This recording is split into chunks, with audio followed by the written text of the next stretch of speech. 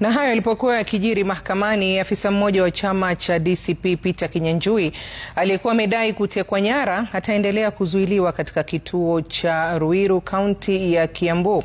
Familia ya Kinyanjui hapo jana ilidai kwamba watu walioaminika kuwa maafisa upelelezi walimchukua kutoka nyumbani kwake eneo la Limuru. Mwanahabari wetu Franklin Wala anatuarifu mengi.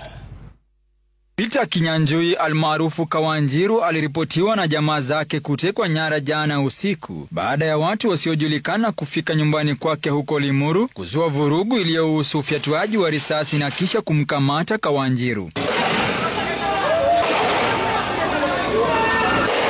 So wakakuja na marisasi na make the matter worse, wakifyatua risasi wanamurika, wanaacha wamekota kila kitu, na walikuwa wamevaa paka mask. Paka kuna mwingine tuligobana akanipiga kofi ati mimi ni mama kisirani sana. Sasa vile tulikaka wakapata Kinyanjui, walifaulu wakaanza kugonga milango za wenyewe na chuma.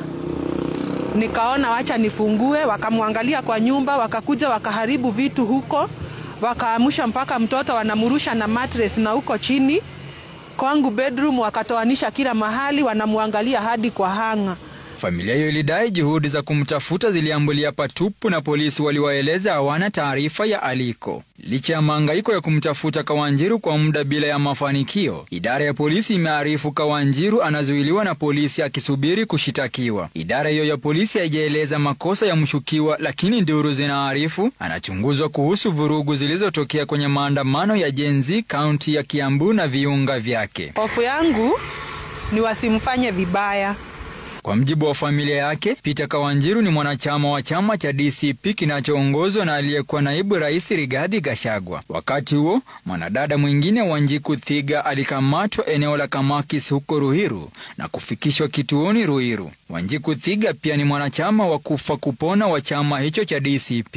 Wote hawa wanasemekana kuchunguzwa kubaini iwapo wana taarifa kuhusu kilichotokea kwenye vurugu iliyosheheni maandamano ya Gen Z. Article 37 of our Constitution allows us to express ourselves through demonstration. What have they done wrong? We have lost a lot of our youths, and this is now heading to the wrong direction. Franklin Wala, Runinga.